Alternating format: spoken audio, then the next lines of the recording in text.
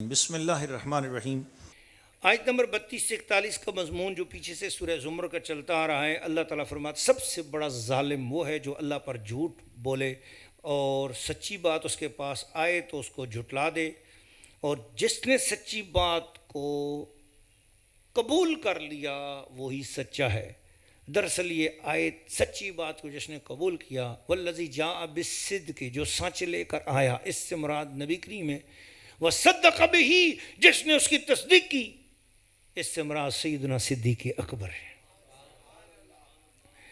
فرمایا الیس اللہ بکاف عبدہ، اللہ اپنے بندے کے لیے کافی نہیں ہے۔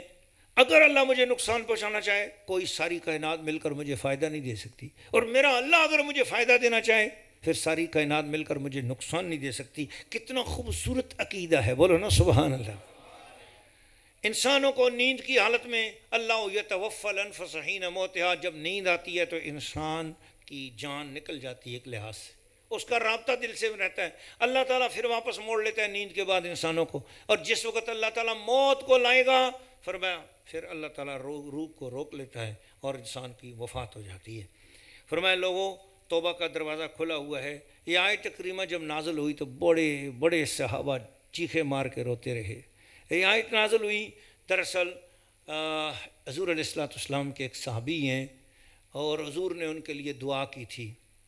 کتنی عرصہ حضور ان کے لیے دعا کرتے رہے، اور دعا کرتے رہے کہ یا اللہ اس کو اسلام میں داخل کر دے۔ وہ حالت کفر میں تھے، اور دراصل بات یہ تھی کہ ان کا قبیلہ جو ہے نا، اس کے اندر 700 لوگ تھے۔ کتنے لوگ تھے؟ یہ اگر مسلمان ہو جاتے ہیں تو پورا قبیلہ مسلمان ہو جاتا ہے۔ ان کا نام تھا حضرت سیدنا دحیہ کلبی رضی اللہ تعالیٰ عنہ۔ یہ حضرت دحیہ کلبی جو تھے، ان کی شکل صورت اتنی خوبصورت تھی، کئی مرتبہ صحابہ کرام کے بیچ میں ادھر دحیہ کلبی بیٹھے ہیں، ایک اور دحیہ کلبی آ جاتا، اور وہ آ کر حضور سے سوال پوچھتا، اور وہ سوال پوچھ کے چلا جاتا، تو صحابہ کہتے کہ حضور دحیہ کلبی ادھر بھی بیٹھا تھا، ادھر بھی۔ فرمایا نہیں، یہ دحیہ کلبی کی صورت میں جبریل تشریف لائے تھے، تم سے تمہارے دین کی باتیں سکھا کر جا رہے ہیں۔ دحیہ کلبی ایسے ہیں کہ ان کی صورت میں جبریل تشریف لاتے تھے، اندازہ لگاؤ کتنے سونے ہوں گے۔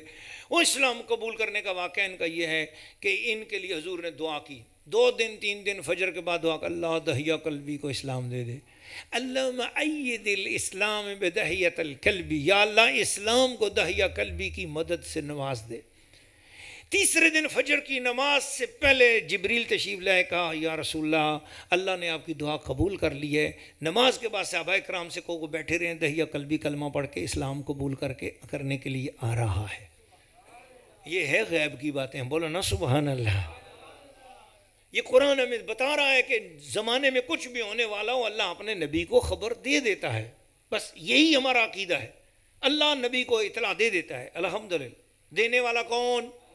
بس شک ہی کوئی نہیں، مسئلہ ہی کوئی نہیں۔ ہم نے کبھی نہیں کہا کہ نبی کو خود غیب کا علم ہوتا، ہم یہ بتاتے ہیں نبی کو جو شان دیتا ہے، دینے والا کون؟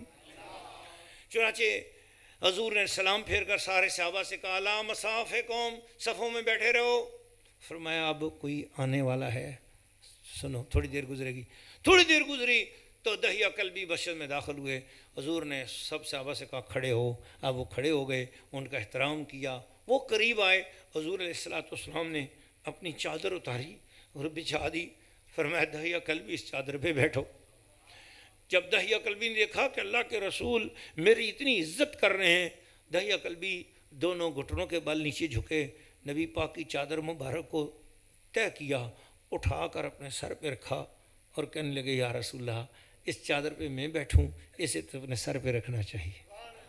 ابھی کلمہ نہیں پڑھا ہے اور ادب کا یہ اظہار ہے۔ یار میں کہتا ہوں ایمان آنے سے پہلے ادب آنا بڑا ضروری ہے، بولو سبحان اللہ۔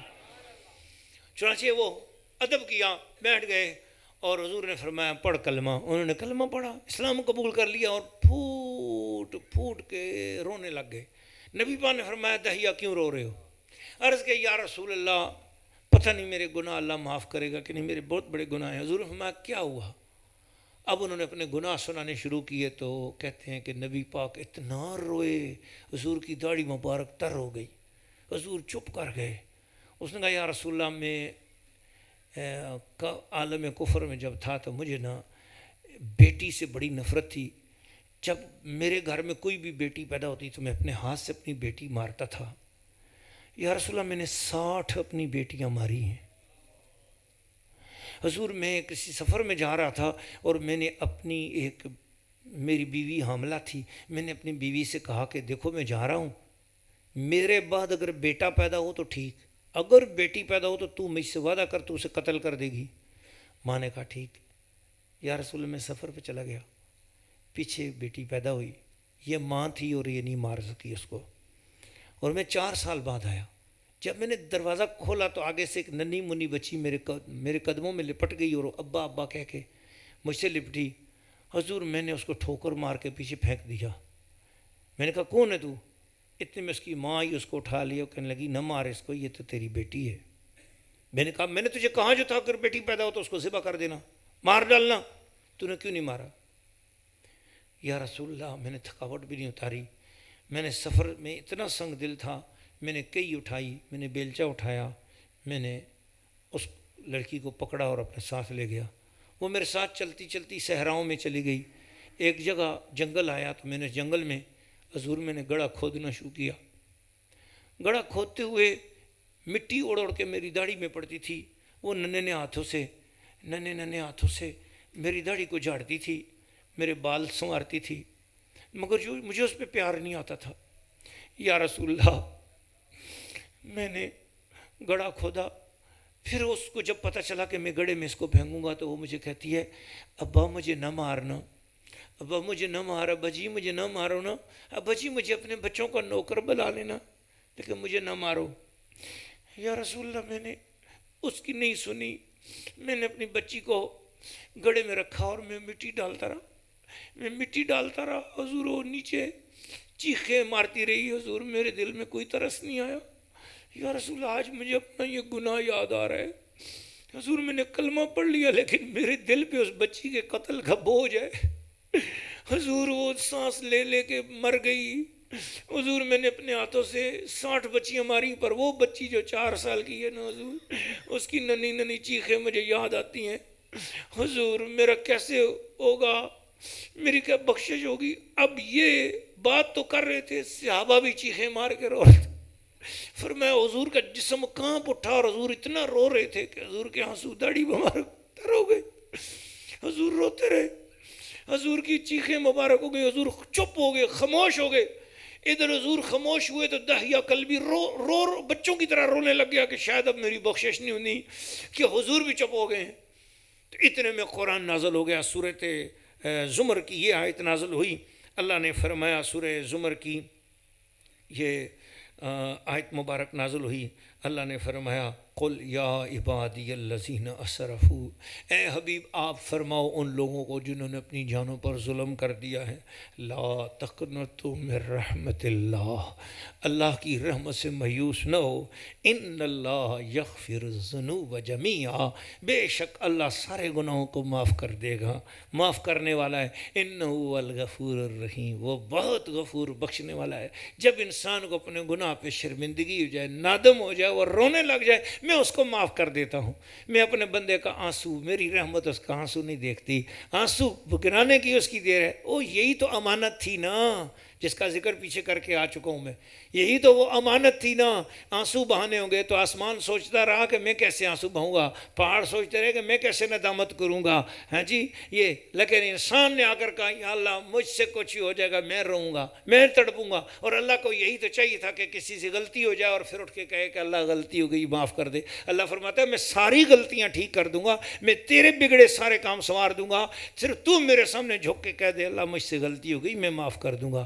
اللہ نے فرمایا کہ اے محبوب اس کو بولو جس وقت کسی شخص نے کفر کے حالت میں کوئی بھی کام کیا ہو, جب وہ کلمہ پڑھتا ہے لا الہ الا اللہ محمد رسول اللہ, اس کلمے میں یہ طاقت ہے کہ کفر کی زندگی کے سارے گناہوں کو یہ کلمہ معاف کروا دیتا ہے. تو توبہ کا دروازہ کھلا ہوا ہے. تو یہ آیت کا شان نزول تھا جو میں نے آپ کو سنایا. پھر اس کے بعد قیامت کے احوال بیان فرمائے. پھر اس کے بعد جنتی اور جہنمی لوگوں کی بات پہ آئی کہ وہ اذا فرمایا کہ اور وہ وقت کیسا ہوگا، وسیق الذین کفروا، اور کافروں کو جو ہے نا ہانکا جائے گا دوزخ کی طرف، اور ایمان والوں کے بارے میں فرمائے وسیق الذین اتقوا ربہم الی الجنۃ زمرا، اور اللہ بڑی عزت کے ساتھ قافلے بنا کر جنتیوں کے جنت کی طرف لے کر جائے گا۔ پھر یہاں سے سورہ زمر ختم ہوئی، سورہ مومن شروع ہوتی ہے۔ یہ مکی ہے، آیات 85 ہیں، رکوع 9 ہیں۔ سب سے پہلے اللہ نے اپنی صفات بیان فرمائیں، دوسرے رکوع میں قیامت کے مناظر بیان فرمائے کہ سب کو اللہ کھڑا کر کے فرمائے گا لمن الملک اليوم، کوئی نہیں بول سکے گا، اللہ فرمائے گا للہ الواحد القہار، آج اللہ ہی کا سب کچھ ہے، وہ اکیلا قہار۔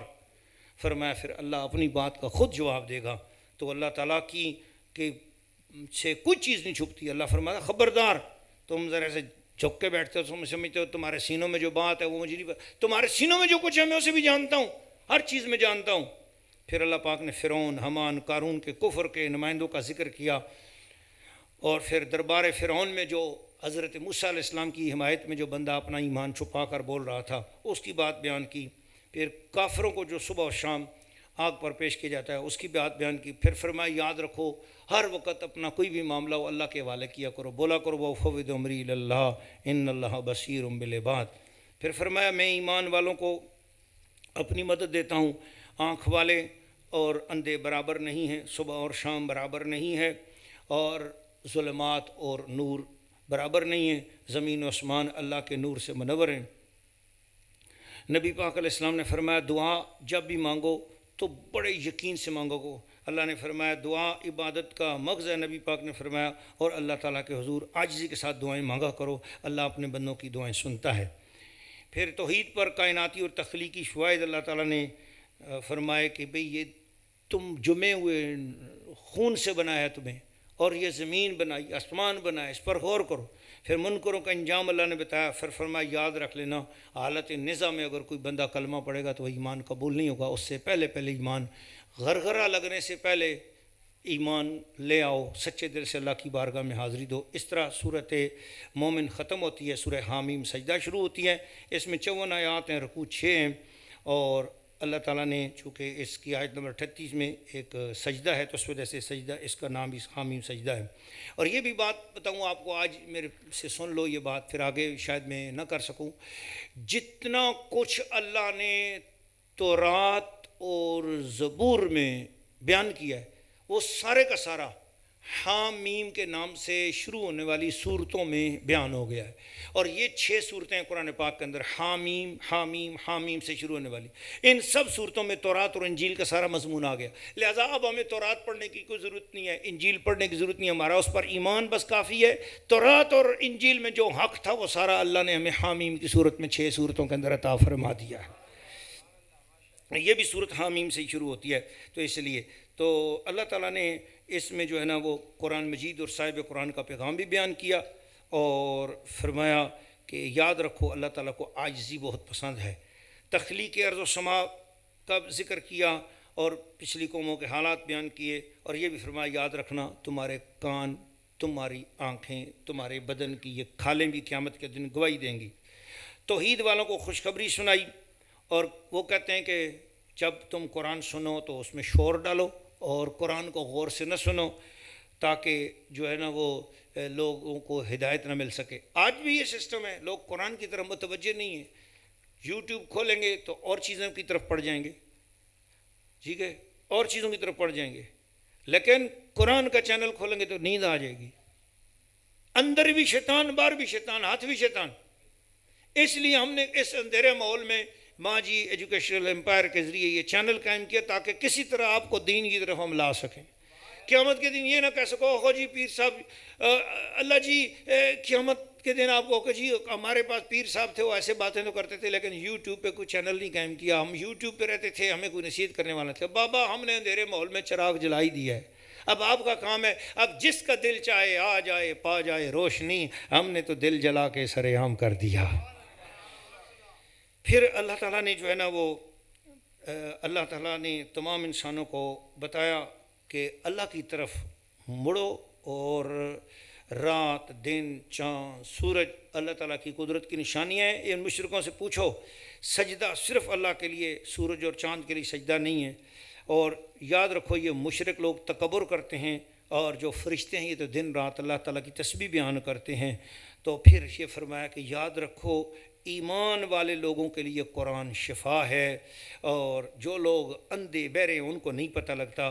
اور یہ بھی یاد رکھ لیں کہ ہم نے موسیٰ علیہ السلام کو کتاب عطا کی، اور اس کے اندر ان کی امت کے لوگوں نے اختلاف کیا، ورنہ ان کا اپنا ہی نقصان ہے. اللہ تعالیٰ نے کسی کا بھی نقصان نہیں کیا ہے. اللہ تعالیٰ تو حق بیان فرماتا ہے. اسی کے ساتھ 24واں پارہ ختم ہوا، اور کل انشاءاللہ ہم 25ویں پارہ کی خدمت میں حاضری دیں گے. اللہ تعالیٰ میری اور آپ سب کی حاضری کو قبول فرمائے. بولو آمین. اللہم صلی علی سیدنا محمد والی وصحابہ اجمعین. اللہ قرآن کے نور سے ہمارے سینوں کو منور فرما. آج 24 پاروں کا خلاصہ تراویح ہم نے پیش کیا ہے. تفسیر نہیں سنائی ہے مولا، ہماری اوقات کیا ہے. خلاصہ بھی صحیح نہیں سنایا، ہم تو ان پڑھ سے لوگ ہیں. یا اللہ جو ٹوٹی پھوٹی باتیں اللہ ان کو قبول اور منظور فرما. سبحان ربک رب العزت عما یصفون. آج بڑا سلام یہی سلام ہو گیا، یہی پڑھے ہم. سبحان ربک رب العزت عما یصفون وسلام علی المرسلین والحمد للہ رب العالمین. ایک بار اور پڑھو، یہ اس میں جو سب سے بڑا سلام آج پڑھ لیا. سبحان ربک رب العزت عما یصفون وسلام علی المرسلین والحمد للہ رب العالمین. دونوں ہاتھوں پہ دم کرو، پورے بدن پہ ہاتھ پھیرو. آپ سب کو السلام علیکم.